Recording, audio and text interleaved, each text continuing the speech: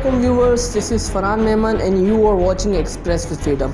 آج میرا کافی دنوں کے بعد ویڈیو بنانے کا مقصد صرف اپنی بات آپ کے سامنے رکھنا ہے اور اس بات پر غور و فکر کرنا ہے اور یہ سوچنا ہے کہ آخرکار ہمارے ساتھ کیا ہو رہا ہے.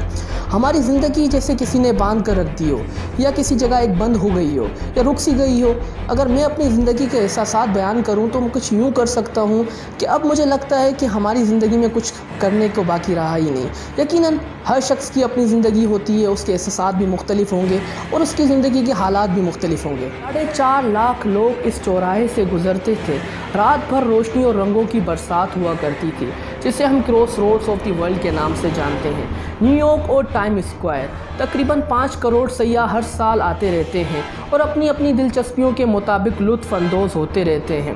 یہ وہاں روشنیاں دیکھا جائے تو وہی روشنیاں موجود ہیں اور سڑکیں سنسان ہیں. یہ وہی جگہ ہے جہاں 31 دسمبر 1907 میں میوزک اور ڈانس کے ساتھ مرد و عورتوں نے پہلی بار نیو ایئر ایو سیلیبریٹ کی.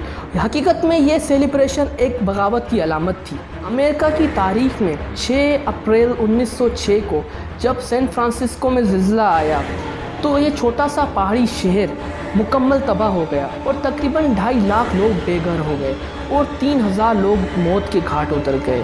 عام امریکی اس زلزلے کو اللہ کا عذاب سمجھتے تھے اور یہ سمجھتے تھے کہ یہ ہم جنس پرستی کی وجہ سے اللہ تعالیٰ نے ہم پر عذاب نازل کیا ہے. جنس پرستی یا ہومو سیکسولیٹی جسے ان دنوں میں امریکہ میں عام کیا جا رہا تھا. آپ سوچئے ذرا، یہ 1906 کی بات ہے. اگر تب وہاں کے امریکنز جو اس بات کو خلاف سمجھتے تھے اور اس کے خلاف جا رہے تھے اور اللہ کے عذاب کی علامت کو سمجھ رہے تھے تو آج ہم کیا ہو گئے ہیں اور آج ہم کس مقام پہ پہنچ گئے ہیں. اگر ہم ہومو سیکسولیٹی کی بات کریں تو سین فرانسسکو اور نیو یارک دونوں اس ناپاک کام میں ایک سے بڑھ کر ایک تھے. جب زلزلہ ختم ہوا تو وہاں کے لوگوں نے عبرت حاصل نہ کی بلکہ ہومو سیکسولیٹی کو پہلے سے زیادہ عام کیا گیا. وہی نہیں، نیو یارک کی عوام نے بھی اللہ تعالیٰ کے عذاب کو آنکھیں دکھاتے ہوئے اس ناپاک کام میں اپنا کردار بھرپور طریقے سے نبھایا اور انہی سالوں میں خواتین کو شمع محفل بنانے کا علم بردار بھی امریکہ ہی ہوا.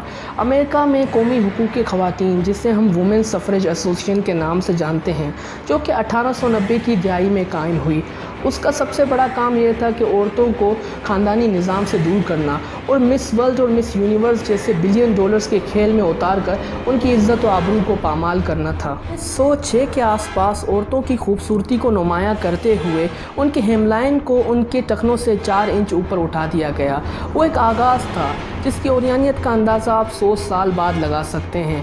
فرانس کا پیرس، برٹین کا لندن، اٹلی کا میلان، اسپین کا بارسلونا اور امریکہ کا نیو یارک، یہ تمام سٹیز اس بات کا اعلان کر رہے تھے کہ اب ہم مذہب سے بہت دور ہو چکے ہیں اور اب ہم اپنی اخلاقیات اپنے حساب سے ہی مرتب کریں گے. یہ تھا جدید دور میں انسانوں کا اللہ کی طرف بغاوت کا عمل. اس بغاوت کے عالم میں اللہ تعالیٰ نے انسانوں کو جھنجھوڑنے کے لیے اور اپنی طرف متوجہ کرنے کے لیے جنوری 1918 میں کورونا وائرس ہی کے اولین دستے کو انسانوں پر حملہ ور کیا جسے ہم آج اسپینش فلو کے نام سے جانتے ہیں، اور ایک یہ خوفناک موت کا عالم تھا.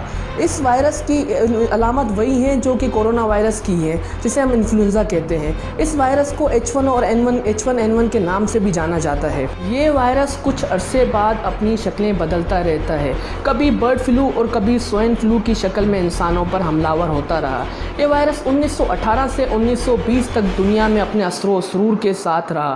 اس وائرس سے تقریباً 50 کروڑ لوگ متاثر ہوئے اور تقریباً 5 کروڑ لوگوں نے اپنی جان گنوائی.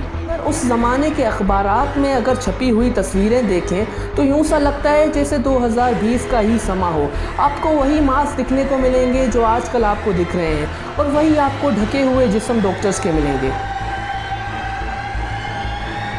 اس وائرس سے متاثر اگر کوئی شخص چھینکتا تو تقریباً 5 لاکھ وائرس کے ذرات اس کے منہ سے نکلتے اور اس کے قریبی شخص پر حملہ ور ہوتے. 1/4 دنیا کا حصہ اس وائرس سے متاثر ہوئی تھی. اس وائرس میں کہا جاتا ہے کہ اس وقت اوٹومن امپائر ورلڈ وار 1 میں حصہ دار تھی اور ان کی فوجوں کی آمد و رفت کی وجہ سے اس پینڈیمک ڈیزیز میں اضافہ ہوا تھا. اور سب سے حیران کن بات یہ ہے کہ سب سے کم انفیکٹڈ لوگ اوٹومن امپائر ہی کے علاقے کے لوگوں کے ہوئے تھے اور سب سے زیادہ امریکہ اور یورپ کے علاقے کے ہوئے تھے۔ اس وائرس کو 100 برس گزر چکے ہیں اور ٹیکنالوجی اپنی اونچائیوں پر جا پہنچی ہے، پر آج بھی ہمارے ذہنوں میں ایک سوال موجود ہے، کیا ہم نے اسپینش فلو کا علاج ڈھونڈ لیا؟ تو جواب بالکل نہیں میں ہے۔ بالکل یہی بات اگر ہم کہیں کہ اللہ تعالیٰ اگر کورونا وائرس کی جگہ اسپینش فلو کو آج ہم پر حملہ کر دیتا، کیا ہم اس کو ہم سنبھال پاتے؟ کیا اس کا ہم علاج ڈھونڈ پاتے؟ کیا ہم اس کی تدابیر کر پاتے؟ میں بحیثیت مسلمان آپ سب کے پاس اس ویڈیو کے ذریعے ایک سوال چھوڑے جاتا ہوں، کیا ہم لوگوں کو ٹیکنالوجی پر اور ماڈرن سائنس پر اتنا یقین کرنا چاہیے؟ کیا ہمیں اس معیار کا اس بلیو کرنا چاہیے کہ جو کہ 1918 میں 1920 تک 3 سال وہ وائرس اسپینش فلو کے نام سے جسے ہم جانتے ہیں وہ اپنے اثر و سرور کے ساتھ رہا، پھر اللہ کے رحم و کرم سے ہی وہ 2020 میں اللہ تعالیٰ نے اس وائرس کو ہٹا دیا، آج تک اس کی کوئی ویکسینیشن یا آج تک اس کا کوئی علاج نہیں ہے۔ اس کا مطلب یہ ہے کہ اللہ تعالیٰ جب جو چاہے وہی کرے گا، وہی ہر چیز کا مالک ہے۔ اس سے ہمیں صرف یہ ثابت ہوتا ہے کہ ہم صرف دعا ہی کر سکتے ہیں کہ اللہ تعالیٰ اس ہمیں پینڈیمک سے اور اس آؤٹ بریک سے ہمیں جلد سے جلد اس آزمائش سے آزاد کرے۔ اسی کے ساتھ میں اپنی بات ختم کرتا ہوں۔ آپ سے گزارش ہے کہ اس چینل کو لائک کریں، سبسکرائب کریں اور شیئر کرنا نہ بھولیں۔